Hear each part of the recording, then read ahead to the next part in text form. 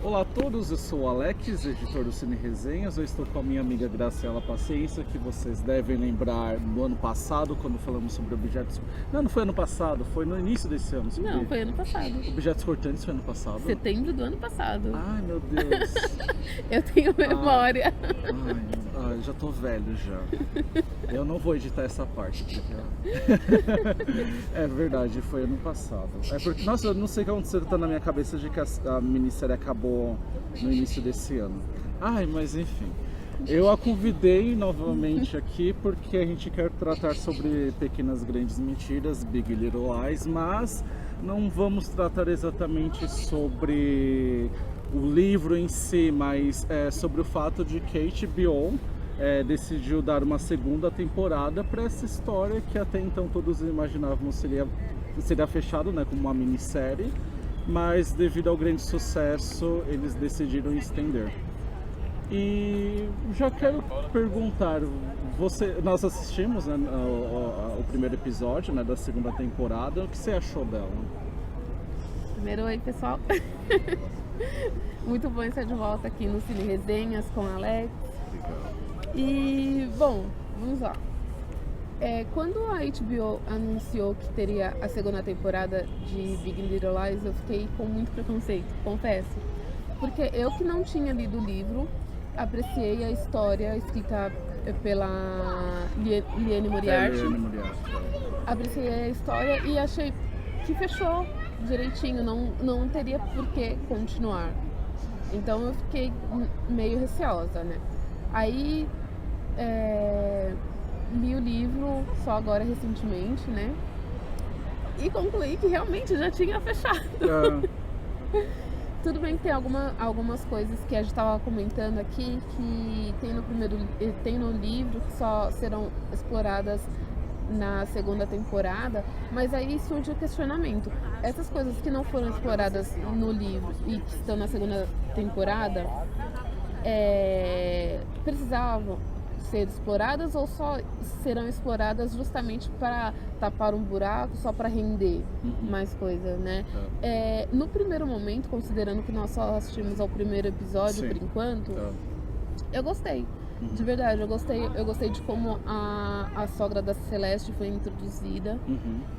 A Mary Louise, feita pela Meryl Streep, que inclusive é o nome verdadeiro dela, né? Só uma curiosidade que a Liane Moriarty, quando ela escreveu o livro, ela pensava muito na Meryl Streep quando criou a personagem. Nossa, que legal. E ela falou que era um sonho. Se isso for adaptado, eu queria que a Meryl Streep interpretasse. Nossa, gente, que demais. Escolher alguém pra interpretar a personagem do meu livro também. Já dá o nome verdadeiro da pessoa que ela topa. Poxa, que legal. Então, a Mary Louise foi bem inserida. Acho que a Meryl Streep consegue... Claro, né, que consegue. Mas ela conseguiu dar o tom certo de uma pessoa que parece ser boazinha, mas que é petulante ao mesmo tempo. Eu achei que o tom dela ficou muito bom, mas eu na verdade, eu acho que não havia necessidade. Por enquanto tá indo bem, mas não havia necessidade. Assim, eu sou daqueles que não ficaram contra a continuidade dessa história, mas que eu fiquei um pouco receoso vendo o primeiro episódio. Eu não fiquei assim contra no sentido de que assim, eu acho que é uma série que tratando sobre temas importantes e que me parece ser muito pertinente, principalmente em relação às mulheres, porque tá esse momento em Hollywood, né, que se discute essa questão de protagonismo feminino, e aí você vê, né, essas 5 atrizes protagonistas dessa série falando sobre histórias que são pertinentes a mulheres, enfim, que elas são bem-sucedidas, mas tem todas essas crises em ambiente familiar, existe a questão da agressão, e que veio justo nesse momento em que na América se discute a questão dos abusos, aí veio o Me Too, né, e tudo mais. E também tem alguns pontos em que meio que foram deixados de lado na primeira temporada, ou que foram inventados para a série, mas que podiam ser explorados na continuidade dessa história. Como, por exemplo, a Madeline, que é feita pela Reese Witherspoon, no livro ela não tem essa questão do adultério. E isso foi uma questão muito central para a personagem dela nessa adaptação para a TV.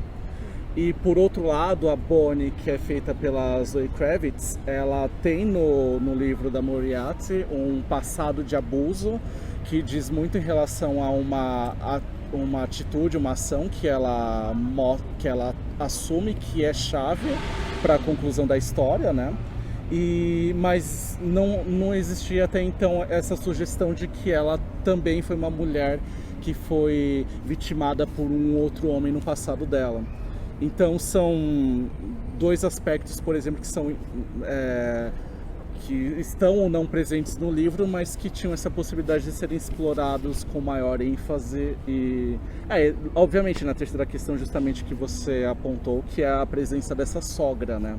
Que no livro ela só é citada, não tem exatamente um drama desenvolvido, e ela surge aqui nessa segunda temporada como uma sexta personagem, né, principal, né, além da Celeste, da Madeline, da Bonnie, da Jane e por fim a Renata, né? Então, a questão é se o livro foi adaptado, né, foi feita a primeira temporada e ninguém nem cita a mulher, pra mim ficou muito óbvio assim que é caça-níquel, ainda mais com o apelo da Meryl Streep, Sim. né?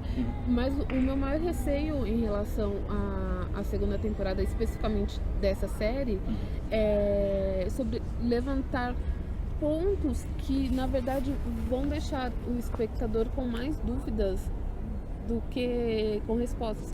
Por exemplo, no diálogo da Celeste com a Jane, pode dar spoiler da primeira temporada aqui? Pode, acho que todos vocês já né, assistiram. Vou dar um alerta de spoiler depois na descrição. Mas a Celeste fala pra Jane que pergunta por que ela não tá descontando os cheques. E ela fala, porque tava no testamento do Perry. Mas como tava no testamento? Ele nem sabia que tinha um filho com a Jane. Ele não sabia nem o nome da Jane, eu não lembrava. Tipo, a Jane pra ele era uma pessoa totalmente insignificante, uma pessoa que ele estuprou anos atrás e tipo, ele nem lembrava da existência dela. Eu achei meio vago, assim, a não ser que, na verdade eu acabo de pensar nisso, a não ser que ele tenha pensado no seguinte, tipo, deixar para os filhos e não especificar, mas até aí, oficialmente, pelo que dá a entender, ninguém mais sabe que o Perry, que era o marido da Celeste, é o pai do Zig. Então eu fiquei bem confusa nesse trecho, pra falar a verdade. Não sei se nos próximos episódios eles vão esclarecer, mas é um exemplo de um ponto que levantou dúvidas e que não haveria essa dúvida se não houvesse essa extensão. Sim, é verdade. Eu acho até bom estar conversando com você, porque como comentamos antes de apertar o REC, aqui você está com uma memória muito mais fresca em relação ao romance do que eu, porque eu li, eu acredito que foi em 2016, talvez início de 2017, então tem algumas coisas assim que a minha memória já não tem muito fresca. Mas voltando um pouco sobre a impressão do primeiro episódio, de justamente ficar muito centrado nesses conflitos, né? No sentido de que, assim, agora tem essa questão da Bonnie, que ela tem um sentimento de culpa em relação a ser a mulher que empurrou o Perry, que provocou a morte dele. Mas eu tenho um pouco de receio de, sei lá, nesses próximos 6 episódios que veremos, de isso ficar, assim, sabe, sendo fermentado e só se resolver no final. E eu diria a mesma coisa em relação ao relacionamento, né, entre a Celeste com a Mary Louise, né, esse relacionamento enfim, né, da sogra com a esposa, né, que é feito pelo Alexander Skarsgård. Então eu tenho um pouco de medo, pelo menos esse primeiro episódio me deixou um pouco com receios em relação a ficar muito tempo trabalhando esses aspectos e não desenvolver para outras possibilidades, né? Mas eu sei que muitas pessoas que começaram a ver a primeira temporada reclamavam um pouco de que a série demorava para acontecer. Então acho que a gente precisa de pelo menos uns 2 episódios, mais 2 episódios aí pela frente para saber se de fato teremos alguma surpresa, né, em relação ao que já vimos antes. Mas isso É engraçado porque eu lembro que quando eu assisti a primeira temporada, eu não achei isso que demorava pra As coisas acontecer. acontecerem, né? Na verdade, eu tive a impressão. Porque assim, a gente tem que ter em mente que é um drama, não é um suspense, né? Não é nada que tenha ação, é um drama sobre mulheres. Então, eu não tive essa impressão. Um ponto que eu queria comentar sobre a Mary Louise é que, pelo menos por enquanto, ela está sendo muito bem retratada, porque alguém como o Perry, com o ego inflado como ele tinha, não é de se estranhar ter uma mãe que endeusa tanto ele, né? Ela coloca ele num pedestal. Sim. Meu Perry, ele era o máximo, tipo, ninguém nunca vai ser melhor do que ele. Sabe? E isso ficou muito bem característico, mas inclusive uma coisa que eu estava comentando aqui antes de começar a gravar, porque ainda tem o dedo da autora. É verdade.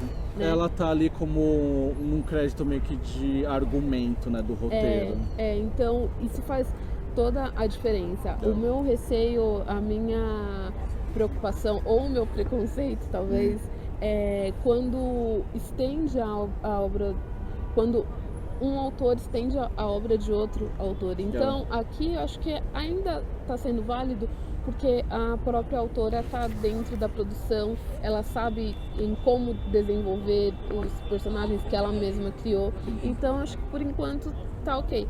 O que me incomoda, na verdade, em relação a Bonnie, entre a primeira e a segunda temporada, é que assim, quando acaba a primeira temporada, tem uma investigadora que percebe que elas estão mentindo. E o parceiro dela fala assim, mas elas não teriam por que mentir, né? Porque a investigadora diz que, na verdade, o Perry não caiu da escada, ele foi empurrado, o que realmente aconteceu. E o parceiro dela fala, não, mas aí seria legítima defesa, então não teria por que mentir. E eu concordo com ele. Se elas tivessem dito a verdade, e como o próprio investigador fala, que seria só trabalho comunitário, porque seria legítima defesa, não teria porquê. O cara, como a Celeste estava lá toda machucada, também tinha a psicóloga que poderia servir como testemunha, ela já tinha alugado um apartamento, então teria muitas evidências para ninguém ser prejudicado. Eu acho que seria melhor se tivesse acabado assim, e a Bonnie não teria por que ter todo esse sentimento de culpa. Eu acho que elas planejaram fazer dessa maneira, porque, digo, esses personagens, né? Porque, enfim, né, confirmar o que aconteceu, de certa forma revelaria outras coisas que elas querem deixar ocultos, como o fato, enfim, da Jane ter sido estuprada, né, pelo Perry, ou o fato de que a Celeste carrega, né, um histórico de agressão, porque até então foi apontado de que foi um episódio de embriaguez que o fez agir de maneira agressiva e assim se deu um acidente que o matou, né? Mas eu acho que confirmando, né, que uma delas, né, agiu mesmo que como legítima defesa, de certa maneira eles descortinaram essas outras coisas que elas queriam manter como segredo, né? Então, eu acho que talvez seja por isso, né, que a coisa enveredou por esse caminho, mas eu fico com receios da Bonnie acabar sendo essa personagem que tem essa promessa de, enfim, né, ter seu grande momento na segunda temporada, mas acabar se limitando a essa dúvida de assumir ou não o que fez, né, dentro daquela situação.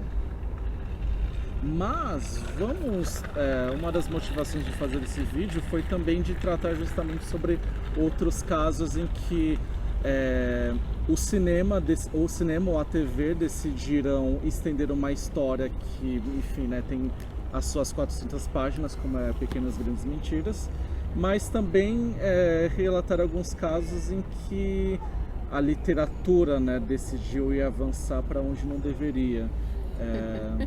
A Graça tá me falando muito de Game of Thrones, que eu admito que não assisti, não li aos livros, mas é muito perceptível para mim, né, como uma coisa pela reação, né, do público, principalmente em relação à última temporada, como a coisa desandou, né? Eu que nem li os livros, mas acompanhei toda a série. Pra mim ficou muito claro, assim, a partir de qual momento que deixa de ser, que o roteiro deixou de ser baseado no livro escrito pelo Martin. Ficou muito claro. A última temporada, então... Ai, gente, isso até renderia outro vídeo, mas fica bem claro. Tanto que ele falou que o final dos livros vai ser diferente, né? E tem algum plano, assim, É porque o livro... São 6 volumes, é isso, até o momento? Eu acho que são 5. Ah, são 5. E ele deu uma previsão de quando vai concluir essa história, pelo menos como não romance? Que eu saiba. Né? Medo de, sei lá, né? De morrer e não acabar essa história. E falando em morrer e não acabar a história, também pensamos no Stieg Larsson, que é o autor da trilogia Millennium. Gente, esse é um caso que eu acho muita mancada, né? Mancada por muitos aspectos, né? Primeiro porque ele publicou esses livros foram publicados sem o próprio autor ter podido testemunhar a coisa. Ele teve, né, um ataque cardíaco fulminante e ele tinha acabado, a trilogia estava pronta, mas ele tinha a intenção de fazer um decágono, e ele tinha ali os manuscritos de algumas ideias para um 4º livro, que na verdade se transformou em A Garota na Teia de Aranha, mas desenvolvido por um outro autor que teve autorização dos pais do Stieg Larsson. Eu acho que a pessoa que talvez pudesse autorizar ou até continuar com essa história, para mim, na verdade, é a esposa dele. Mas lá na Suécia existem algumas leis assim muito bizarras em relação a benefícios para parceiros e tal. E tanto quando ele morreu, ela não recebeu nenhum tostão em relação à venda dos livros, porque ela não era legalmente casada com ele, né? Apesar de que eles estavam juntos desde bem jovens, né? Sim, eles eram companheiros há muitos anos, mas eles não eram casados em papel. Há décadas. Então, é bem complicado, porque esse é um caso que, mais do que os outros, fica muito claro a intenção de ser um simples caça-níquel. E é esse o problema. Claro que toda produção literária, cinematográfica ou televisiva tem o lado comercial. Eu não tô negando isso, gente. Mas é que, no meu entendimento, além da intenção comercial, tem que ter outra coisa, né? Não só ganhar dinheiro. E a trilogia do Stieg Larsson é ótima. Ela começa e termina de um jeito maravilhoso. E mais do que isso, mesmo que ele não tivesse terminado a trilogia, foi o que ele escreveu. Agora, outra pessoa se apropriar do personagem que ele desenvolveu é uma coisa que eu não concordo. Não concordo. E além dele, além de sair um 4º livro, que foi A Garota na Teia de Aranha, isso ainda teve a adaptação desse 4º livro. Exatamente, foi lançado ano passado e foi um fracasso monumental, né? Mesmo com o apelo da atriz, né? A Claire Foy, que tá aí, né, no auge por causa do The Crown e também de outros papéis no cinema, e a coisa não rendeu. E aí tem tudo isso, é uma intenção puramente comercial, mas eu acho que em muitos casos, né, os leitores, né, que acompanham a versão literária e cinematográfica, elas percebem, né, que estão sendo exploradas de certa maneira e acabam rejeitando, né, a ideia, exatamente. E me conte também, né, do caso da Agatha Christie que você me trouxe, que eu desconhecia. Isso, gente, da Agatha Christie, eu acho o fim. Poxa vida, o pobre da Agatha Christie lá nos anos 40, durante a Segunda Guerra Mundial, ela escreveu o último romance com o Hercule Poirot, que foi Caiu o Pano. E inclusive tá com o livro aqui, a gente podia mostrar, né? Podemos daqui a pouco. É daquela edição, né? É daqui, ó. Cadê? Dessa edição do que tá saindo, né? Da Folha. Meu Deus. Aqui. Esse Esse daqui. Fazendo merchan gratuito pra Folha, né? Que tá, enfim, lançando essa coleção da Agatha Christie. Serão 25 volumes de romances da autora. E o primeiro volume veio Caiu o Pano e também O Assassinato no Expresso Oriente. E esse daqui, então, né, que você aí cita, Caiu o Pano, que é o último romance com o Poirot. A Agatha Christie escreveu nos anos 40, porque ela não sabia se ia sobreviver à guerra. O livro foi publicado em 1975, né? Anos antes da morte da autora. Gente, o personagem tá morto enterrado. Pra que em 2014 outra pessoa que nada tinha a ver com a história voltou, né, a tratar do detetive do personagem, sim. Isso, do Hercule Poirot, e publicar uma história com ele. Tipo, eu vou até usar uma colinha aqui que eu deixei separada, mas eu esqueci totalmente o nome do livro, gente. O nome do livro publicado da outra autora. A autora chama Sophie Errana, e o nome do livro é Os Crimes do Monograma, publicado em 2014. Isso eu acho uma falta de respeito com a autora. Poxa, não que essa autora, Sophie Errana, não tenha talento, mas por que ela mesma não cria um personagem? Tem tanta coisa para ser explorada, sabe? A literatura policial atrai muitos leitores. Então, tem fãs muito fiéis. Eu tenho certeza de que, é claro, ela não teria o mesmo apelo começando do nada, mas ia despertar interesse. Agora, se apropriar assim de um personagem mundialmente famoso, protagonista de vários romances, eu acho uma falta de respeito. Além de ser caça-níquel, pra mim, o que pega mais é a falta de respeito com o autor. Isso pesa principalmente na literatura, porque a gente estava pensando em casos, né? E no cinema é comum, vamos supor, eu posso falar um pouco de propriedade em relação a Carrie, a Estranha, e também o Exorcista, porque eu li a versão literária e assisti a adaptação para cinema, mas cinema a gente sabe que é essa coisa que permite, né, esse espaço para que continuações sejam geradas. Sim. Mas eu acho que na literatura, né, porque como o livro é obra de uma única pessoa, né, ao contrário do cinema, que você tem um diretor que às vezes está trabalhando com um roteiro que foi escrito por outra pessoa, e você tem toda a influência de um grupo, né, de uma produção composta por outros artistas, aí já é uma coisa muito flexível. Agora, a literatura, de fato, eu acho que se você realmente não tem um aval, né, do escritor ali para que a sua história seja continuada, não tem razão de ser. Ainda mais no caso da Agatha Christie, que, enfim, né, como você diz, matou, né, o personagem para que isso não acontecesse de novo. Mas é o lado comercial da arte, né?